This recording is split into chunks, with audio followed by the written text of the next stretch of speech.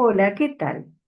En el video anterior vimos que junto a la Helena de Homero, que va a Troya, aparece en la historia literaria de este personaje una versión alternativa, una Helena como sombra, como simulacro, como nube. Citamos los testimonios antiguos y también a Borges. ¿Y por qué a Borges le puede interesar esta alternativa, esta Helena como sombra? Y por su afinidad con ese interjuego de lo ilusorio y lo real. Vimos un texto que ahora lo vamos a refrescar y hoy les traigo dos textos más, de diferentes características para que ustedes puedan completar su mirada de la historia de este recurso literario que aparece en muchos autores de Helena como sombra. Pero nosotros nos vamos a enfocar en Borges. Acá están todas las palabras que me interesan. Borges, Helena de Troya y sombra para ver los ecos de su poética, que luego de varios videos que aparezcan en adelante podremos hacer una especie de resumen, de síntesis.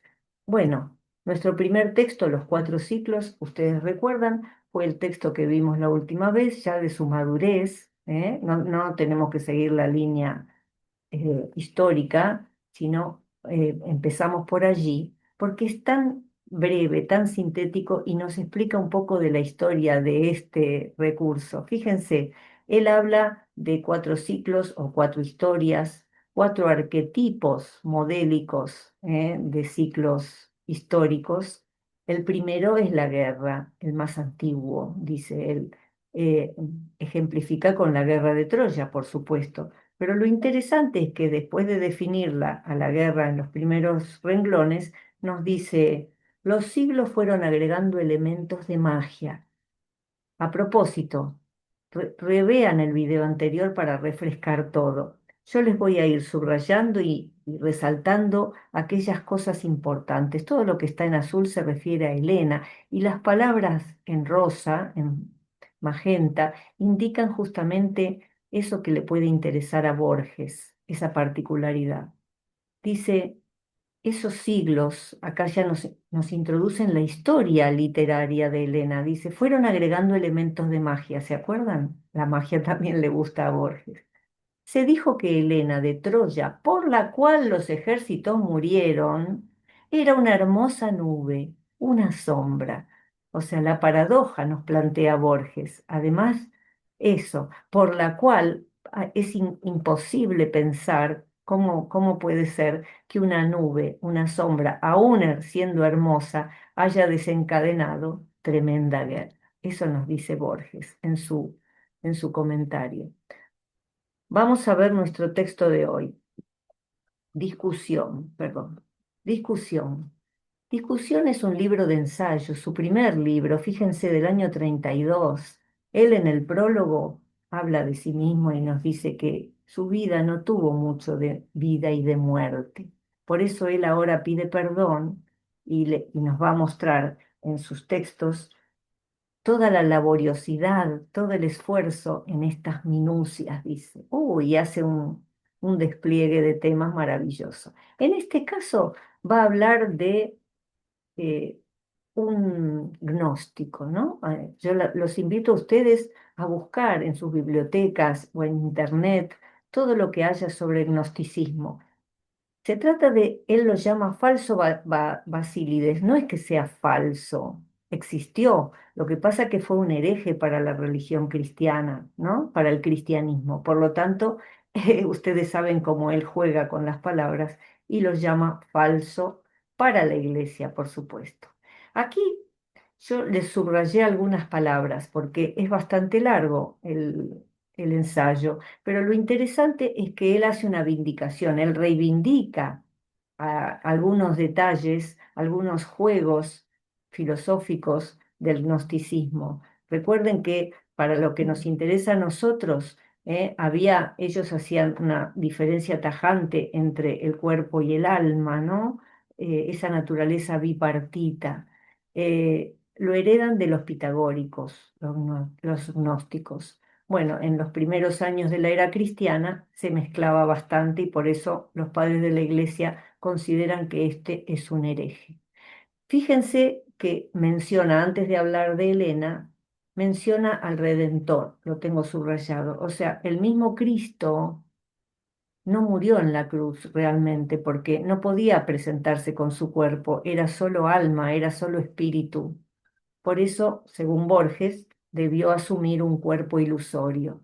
Luego aparece un personaje, Simón el Mago, que va a acompañar a los gnósticos también. Es un personaje importante que en determinado momento rescata a Helena de Troya y se la lleva como compañera. Simón el Mago es un personaje que aparece en el Nuevo Testamento, en los Hechos de los Apóstoles, en el libro 9. Búsquenlo. La cita exacta es Hechos 8, perdón, 8, 9, 24, versículos 9 a 24. Es el primer hereje de, del Nuevo Testamento. ¿Por qué? Porque Simón quería, ¿qué quería? Justamente, quería hacer milagros. Entonces les pregunta a ellos cómo se hace, pero ustedes saben que los milagros que hacen los apóstoles no es magia, y él es mago. Entonces, bueno, por supuesto se lo descarta. Simón aparece entre los gnósticos como un personaje importante.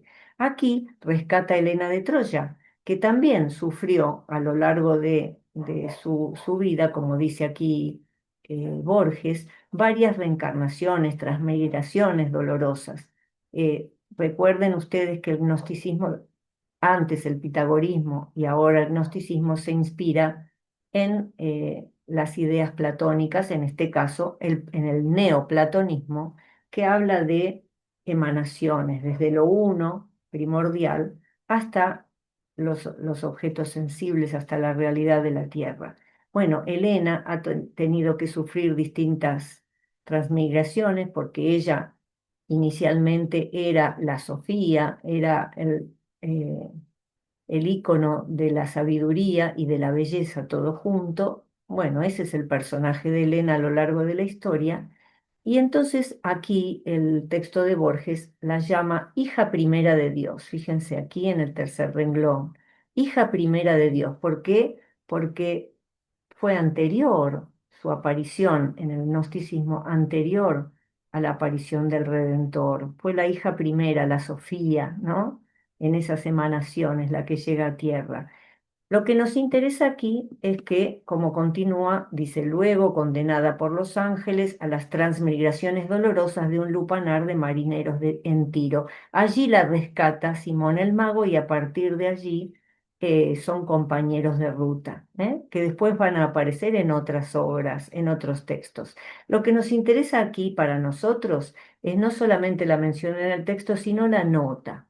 Fíjense, Helena, hija dolorosa de Dios por todas estas transmigraciones que ha sufrido, dice Borges, esa divina filiación, o sea, ser hija de Dios, no agota los contactos de su leyenda con la de Jesucristo, o sea, Jesús fue el Hijo de Dios, pero para los gnósticos esa filiación, esa dependencia directa de lo divino, no se agota con esto. Dice, a Jesucristo, como les comenté recién, le asignaron los de Basílides un cuerpo insustancial, o sea, una sombra, un simulacro.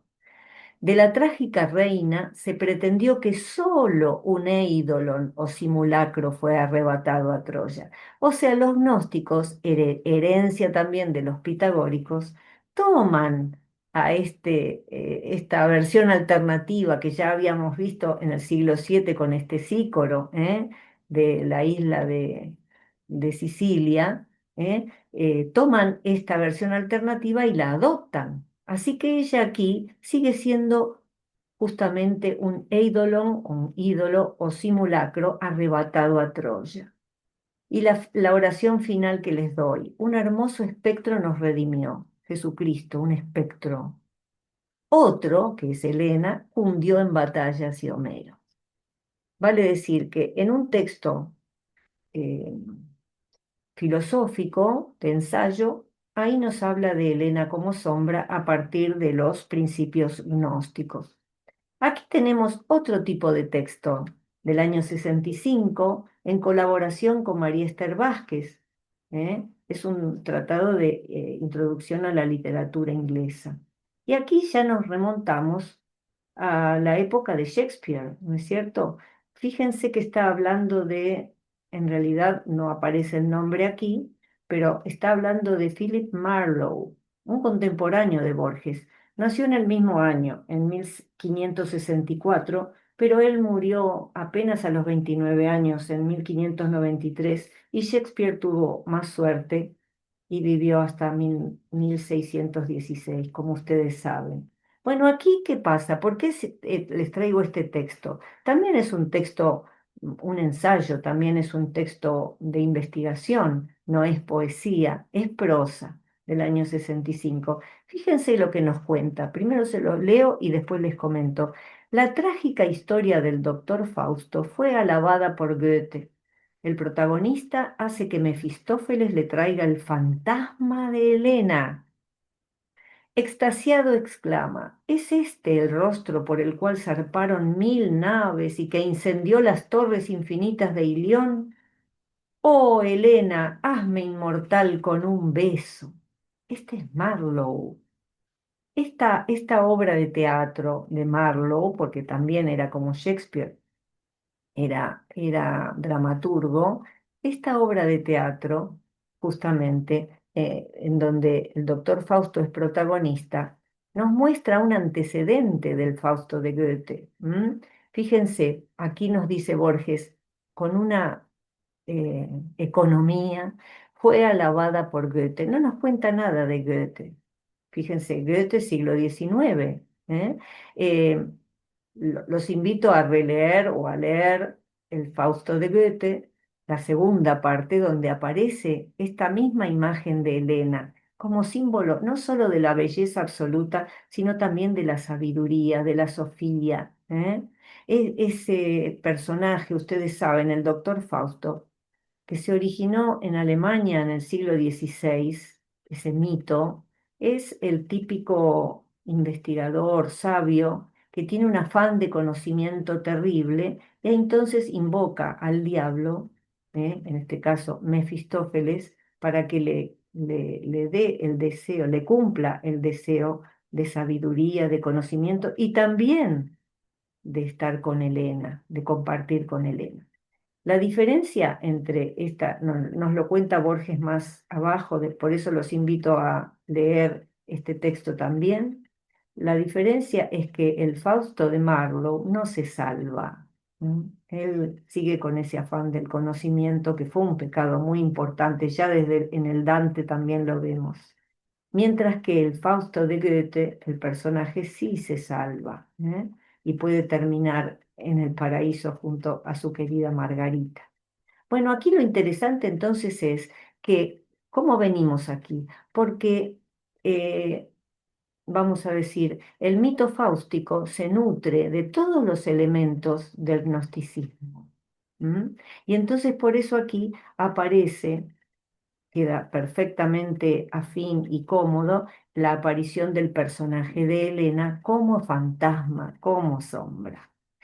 Luego, ya les digo, los invito a leer el Fausto de Goethe, que es además una maravilla de unión, de confluencia entre el romanticismo que vivía Goethe, y el mundo clásico, representado, entre otras cosas, por Helena. Después de Goethe, tantos escritores invocaron a Helena, ¿eh? Les doy algunos ejemplos para que los busquen y los relean.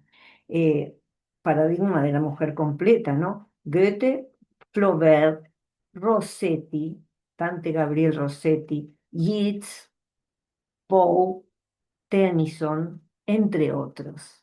Está Helena como sombra, siempre. Y fíjense aquí, les subrayé estas últimas líneas porque es muy importante. Es este el rostro por el cual, un rostro, apenas un rostro, o sea, la belleza absoluta, ese rostro por el cual, la causa del cual zarparon 1000 naves y que incendió las torres infinitas de Ilión, otra vez Borges nos plantea ese dilema. ¿Cómo puede ser que una sombra ¿eh? Un fantasma haya ocasionado, haya provocado semejante guerra. Y la frase del personaje de Fausto, oh Helena, hazme inmortal con un beso. Acuérdense que cuando este Sícoro, el primero que instaló esta idea de Helena como sombra, fue a Esparta, ahí se enteró de que Helena tenía, algunos creían que era una diosa de allí, regional, y por eso ella lo deja ciego cuando él escribe una versión eh, similar o seguida de Homero, que va a Troya y desencadena la guerra y es infiel, etcétera, etcétera. Entonces luego ella como diosa también le devuelve la vista cuando él escribe su Palinodia, ¿se acuerdan? Bueno, aquí tenemos lo mismo. Hazme inmortal con un beso. Y díganme ustedes si no es así. Por eso Borges también cita a Marlowe, ¿eh? Porque ella realmente dio la inmortalidad a Menelao, a Paris y a toda la obra de Homero, porque todos ellos estuvieron seducidos, estuvieron girando alrededor de ella como el ánima. Bueno, ahora con esto dejamos de compartir y entonces lo que les pido es esto, vayan, relean y después escríbanme, así charlamos y podemos ahondar en lo que a ustedes les parece. ¿Qué significa esta Helena como sombra? Bueno, espero que les haya gustado y que quieran escribirme y compartir sus comentarios. Nos vemos en la próxima entrega.